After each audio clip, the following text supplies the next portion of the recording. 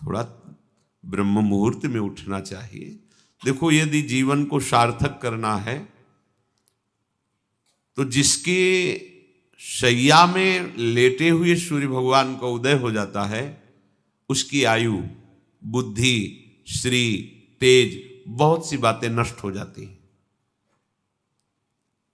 अगर आपको जीवन में चाहे लौकिक उन्नति प्राप्त करनी हो या पारलौकिक, प्रातःकालीन कम से कम सूर्य उदय होने के 2 घड़ी पहले, 24 दूनी 48 मिनट, अभी सूर्य उदय होने में 48 मिनट हैं, आपने सैया छोड़ दिया, इसके आगे नहीं। सूर्य उदय होने के 48 मिनट पहले आप सैया से हट जाएं। अगर आप रात्रि में जगे हैं तो सूर्य उदय होने के 48 मिनट बाद फिर आप सो जाएं। लेकिन वो जो बीच का समय, प्रातःकालीन संध्या भुवन भास्कर भगवान पधार रहे हैं, वो आप सो रहे हो, तो आपकी आयु, आपका वैभव, आपकी बुद्धि, ये सब नष्ट होने लगती है, पता नहीं चलता लोगों।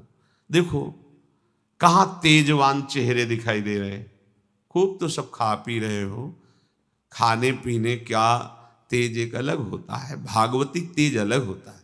ब्रह्म मुहूर्त में उठे, प्रभु का स्मरण किया, जो 2-4 नाम ही सही, अपने बड़े बुजुर्गों को, गुरुजनों को भावना से प्रणाम किया, और पहली बात शरीर स्वस्थ रखने के लिए गर्म जल किया, हल्का, आधा लीटर से 1 लीटर तक जल पिया, भगवत भाव अर्पित करके वज्रासन में बैठकर।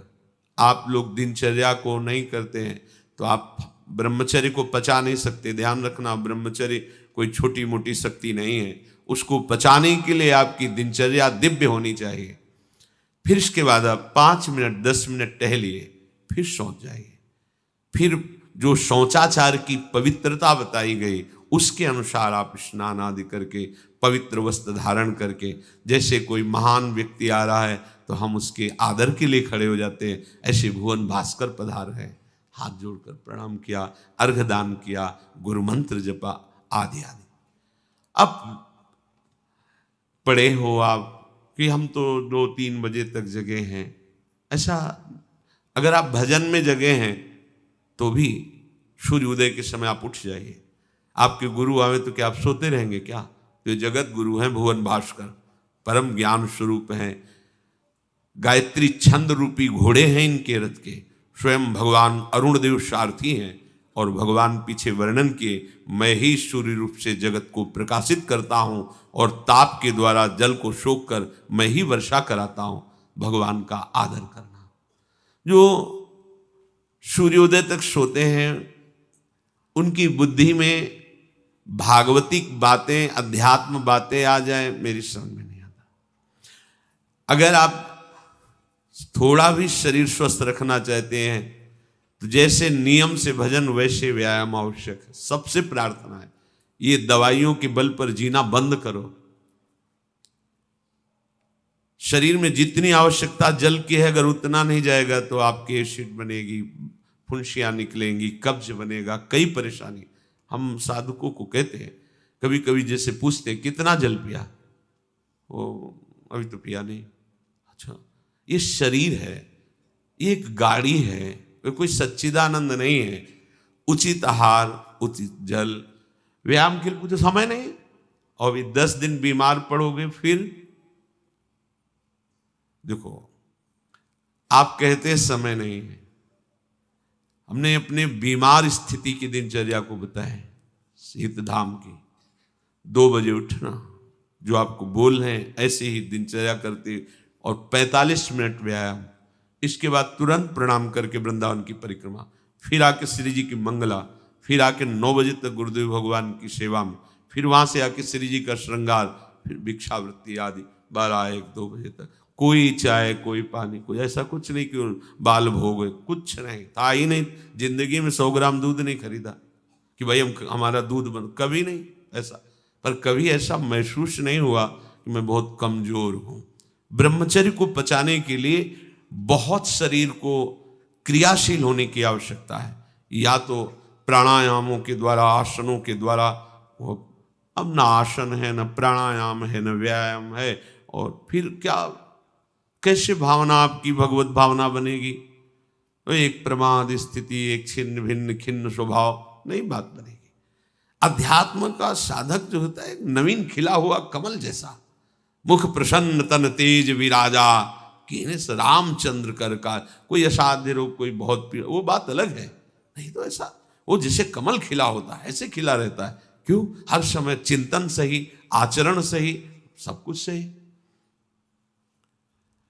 जो भगवत भावना विहीन जीवन है वो मुर्दा जीवन है। जिन हरि भगति हृदय नहीं आनी, जीवित सब समानते प्राणी। वो जान नहीं रहे, मुर्दे जैसा जीवन है। क्या जीवन का महत्व? वही गंदे भोगों को भोगना, उसी का चिंतन करना, और भोग भोगने वाले शरीर को स्वस्थ रखने के लिए विषय सामग्री इकट्ठी करना, इसके बाद मर जाना। बोलो इसके अलावा और क्या है? ये बनाया, वो बनाया, वो बनाया, जरा सा हिला, पूरा का प्रांत नष्ट हो गया। क्या है इसमें? शाश्वत क्या है? हमें तसल्ली होती है, हमने एक मकान बना लिया, तसल्ली होती, 4 लड़के हो गए और काल का तमाचा लगा, पूरा का पूरा सब। क्या तसल्ली? हृदय को तसल्ली तब दो जब नाम चल रहा है, राधा राधा राधा राधा। दिनचर्या ही नहीं बन पा रही है आज के इस नए समाज की, दिनचर्या ही नहीं बन पा रही, भगवत भावना ही नहीं है। देखो, अगर परिवार में रह करके आप भगवत भावना नहीं करते तो सब परिवार में रहकर आसक्त हैं और सब दुर्गति को प्राप्त होते हैं। जब तक भगवत भावना नहीं है तब तक सब अविधि पूर्वक है। मान लीजिए सब अविधि, विधि भगवत भावना है।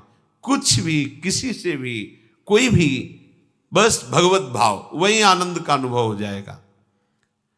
अतः उनके द्वारा किया गया देवताओं का पूजन मूल में मैं ही हूं, मेरा ही है, पर वो अविधि पूर्वक है। अविधि पूर्वक का तात्पर्य है कि वो ये नहीं जानते कि इस रूप में सर्व सामर्थ्यशाली भगवान ही विराजमान है।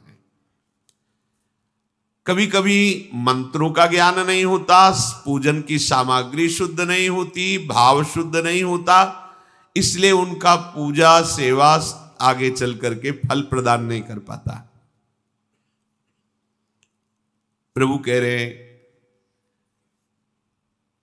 मेरे में रिझाने के लिए किसी पूजा सामग्री की या किसी धन संपत्ति की आवश्यकता नहीं। पिता को बस इतना ही चाहिए कि वो अपनापन करके दौड़ के उनकी गोद में बैठ जाए, बस अपनापन प्रभु को चाहिए।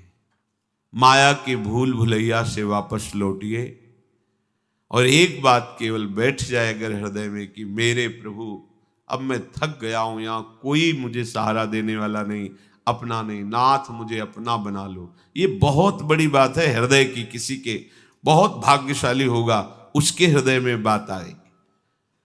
प्रभु उसकी रुचि का विषय बन जाते हैं। प्रभु जहां वो ऐसा भावना करता है और उसकी रुचि हो जाती है प्रभु में। जैसे हमारी विषयों में रुचि, ऐसे प्रभु में रुचि हो जाती है। अब वो जो भी करता सब पूजा हो जाती है। ये राह से जल्दी सबको समझ में नहीं आता। ध्यान दीजिए, भगवत भावना विहीन आप जो भी कर रहे हैं वो सब अविधि पूर्वक है, भगवान कह रहे हैं। अगर भगवत भावना युक्त है तो जो भी कर रहे हैं सब विधि पूर्वक। कर्माबाई जी ने, एक विधि विधान जानने वाले संत ने जब कहा कि आप तो बिना स्नान में बड़ा अपराध, ऐसे तुम कैसे बना पाओ? और वो प्रातः अपनी स्नान आदि दिनचर्या करने लगी तो विलंब हुआ। फिर खिचड़ी अमनिया की ठाकुर जी को, ठाकुर जी आए गोद में बैठ के, एक कवल ही पाए कि उधर पर्दा, भाग के ठाकुर जी गए। खिचड़ी लगी थी, पार्षदों ने कहा जय जय, तो अभी भोग ही नहीं पधराया। फिर और बोले कर्मा भाई है ना, वो मुझे भोग लगाती, और पता नहीं उस महात्मा ने क्या समझा दिया विधि विधान, वो भोरी भारी हमारी भक्ता, वो अब नहाने धोने में समय लगाने लगी, इसलिए आज विलंब। देखो तुम जाओ और उनसे कह दो हम विधि विधानों से फंसने वाले नहीं, विधि विधान हमें कोई फांस नहीं सकता है। एक प्रेम फांस है जिसमें मैं फंस जाता हूं। बिना किसी बंधन के अगर ये बंधते हैं उसका नाम है प्रेम डोरी। जय श्री भट्ट प्रेम रस बंधन, क्यों छूटे दृढ़ फंद, बसो मेरे नैनन में दो चंद। ये बात सबकी समझ में नहीं आती। जाओ उनको कह दो जैसे वो बनाती थी वैसे ही बनावे। पूरा अविधि है। अगर शास्त्रीय सिद्धांत से दे देखो अविधि है, पर वो महान विधि है जो भगवान को आसक्त कर लिया। कौन सी विधि? मेरे अपने प्रभु, मेरे प्यारे रात में भूखे रहते होंगे, ये भाव। भगवत भाव विहीन जितना जो कुछ आप कहोगे कि कैसे अविधि पूर्वक भगवान कह रहे हैं। देखो, जब मथुरा के ब्राह्मणों को भगवत पार्षद सखाओं ने निवेदन किया कि भगवान श्री कृष्ण और बलराम आज इधर ही गाय चराने आए हैं और वो भूखे हैं, आप थोड़ा सा कुछ भोजन सामग्री दे दीजिए। वैसे देखा कि ग्वारिया है, बात ही नहीं की, अधिकारी ही नहीं समझा, बात का अधिकारी नहीं समझा। ऐसा नहीं कि इनको पता न चला हो कि भगवान का अवतार है, क्योंकि जब भगवान अवतरित हुए तो सबको पता था कि भगवान अवतरित हुए हैं। प्रायः सबको पता था, सबको।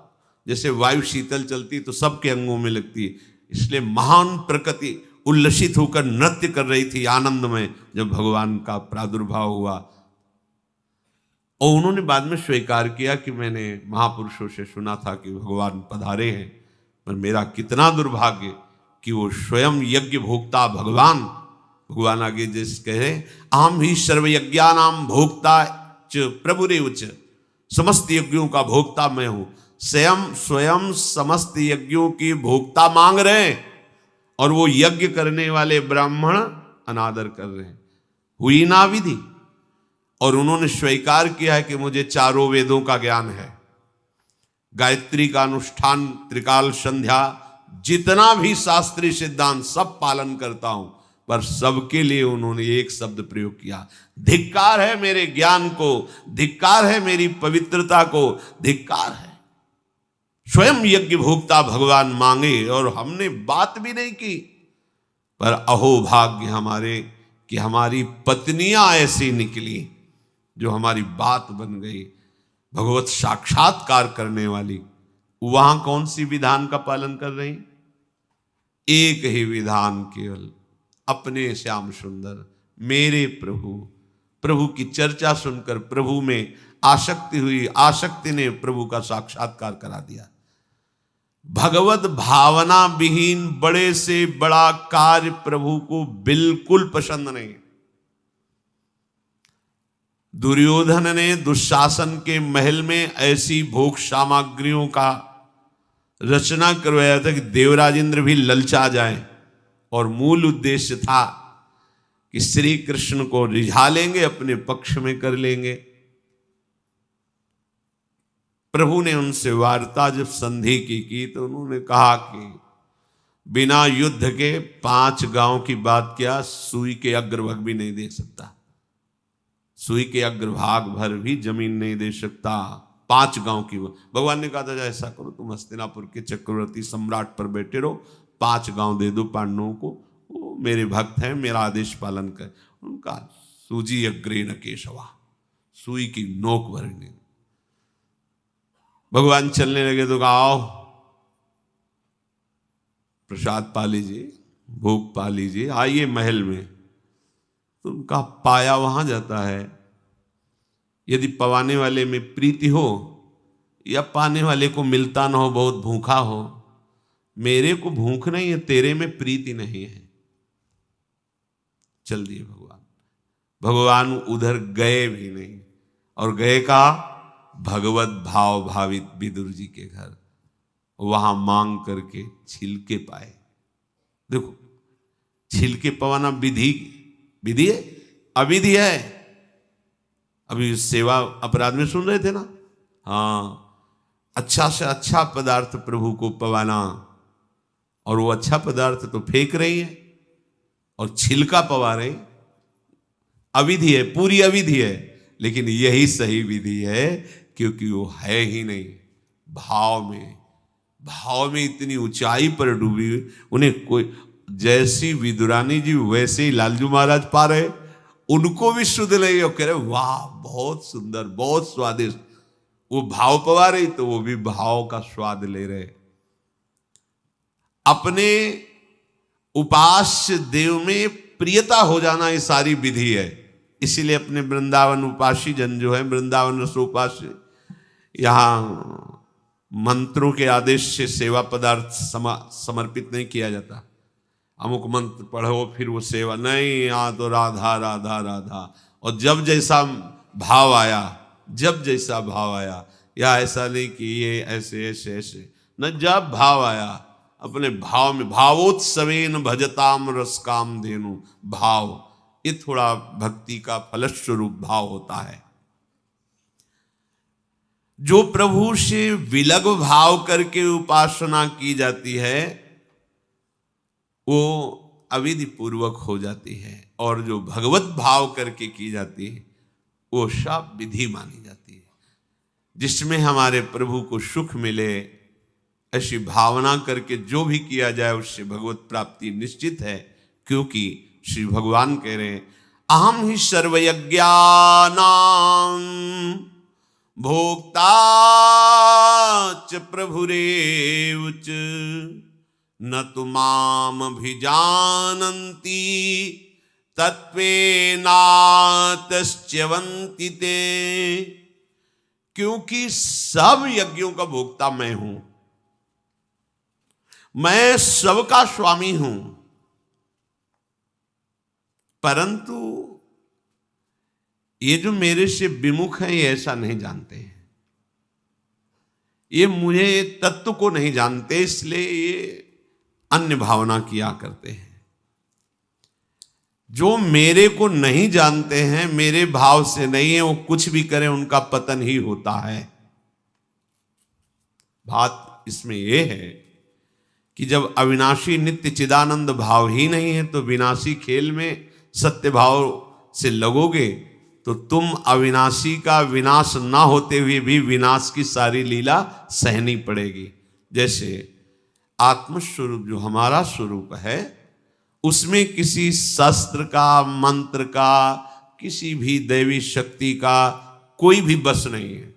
जो हमारा आत्मस्वरूप है कि मंत्रवेत्ता कोई भस्म कर दे, किसी दिव्यास्त्र का संधान करके हमारी आत्मा को छेद भेद दे, अक्लेद्य है, अशोष्य है, अदाय है, फिर भी हम जलते, जलन का अनुभव करते हैं अंतर और बाहर से भी। क्यों? वहां तो बता रहे हैं कि अदाय है, कोई भी ताप आत्मा को स्पर्श नहीं कर सकता, फिर ये जलन क्यों होती है? लगता तो हमें ही कि मैं अंदर से जल रहा हूं या बाहर से शरीर में अग्नि आदि छू जाए तो ताप लगेगा, क्योंकि हम अपने अविनाशी भाव में नहीं हैं। ध्यान दीजिए, अविनाशी होते हुए भी अविनाशी भाव में ना होने के कारण मुझ अविनाशी तत्व को विनाश की पूरी लीला सहनी पड़ती है, पूरे कष्ट सहने पड़ते हैं। नहीं सहने पड़ते? देखो आप, जन्म मरण मेरा थोड़ी होता है, मेरा स्वरूप नयनम छिन्नन्ति शस्त्राणि नयनम दहाति पावकः न चैनम क्लेदयन्त्यापो न शोषयति मारुता, पर हो रहा है। हम जल में डूब के मर सकते हैं, हम वायु के प्रवाह में, हम नाना प्रकार के दुखों के प्रवाह में। क्या हुआ? बोले चूंकि तुम अपने अविनाशी स्वरूप भाव से विलग हो। समझ गए? वही बात यहां श्री भगवान कह रहे हैं कि यदि तुम ये भाव नहीं समझ पा रहे कि सबका भोक्ता मैं ही हूं, सब यज्ञ जितने भी साधन सबका फल प्रभु ही है, मैं सबका स्वामी हूं। जो मेरे को तत्व से नहीं जानते हैं, मेरे पर भाव नहीं करते, उनका पतन ही होता है। कारण ये अविनाशी भाव ना होने के कारण, विनाशी में सत्यत्व भाव होने के कारण परिणामता कुछ हाथ नहीं लगेगा, केवल नाश ही नाश। जब हम प्रभु की तरफ चलते हैं तो उसमें प्रधानता होती किसी संत या शास्त्र के वचन। ऐसे आप चल ही नहीं सकते। कभी भी कहीं भी कोई भी प्रभु की तरफ चलेगा, पहला कदम चला होगा तो किसी न किसी संत के वचन सुने होंगे या शास्त्र के वचन, दोनों एक ही बात है। जो संत भगवंत की वाणी है वही शास्त्र है। बिना उनके वचन सुने परमार्थ का पता ही नहीं चलता है। तो जब हम प्रभु की तरफ सत्संग सुनकर चलने को होते हैं तो ये दो मुख्य बाधाएं आकर खड़ी हो जाती हैं। भोगों की भोग वृत्ति, संग्रह वृत्ति जो हमारे अंदर रही है तो वो हमको इतना कमजोर कर देती, लगता है अगर ये चीज नहीं होगी तो हम रह नहीं पाएंगे, ऐसी ऐसी व्यवस्था होगी तो हम नहीं रह पाएंगे। बड़ा कमजोर हो गए अपने लोग। हाँ, ऐसा होना चाहिए, ऐसा होना चाहिए, ऐसा होना चाहिए। भोगों का भोक्ता और भोगों के संग्रह युक्त स्वामी भाव। मेरे पास इतनी खेती, इतना बैंक बैलेंस, इतना परिवार, ऐसा ऐसा, और देखो हमारी दिनचर्या में ऐसा चलता है, हम ये खाते रहें, ऐसे करते रहें, ऐसे, और ये सब होता रहा है। अगर हमें भजन मार्ग में तो ये सुविधा चाहिए, ऐसा ऐसा।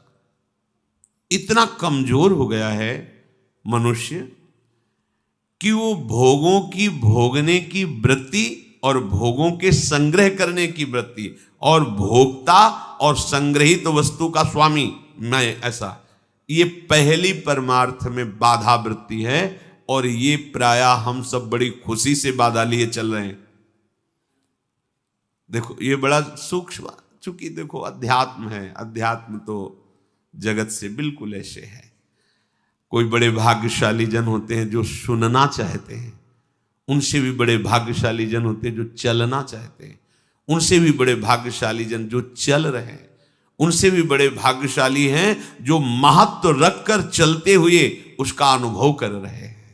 जो अनुभव कर लिए तो सातरति सा लोकान तारयति, वो स्वयं तर जाते हैं, स्वयं तर जाते हैं, लोगों को तार देते हैं।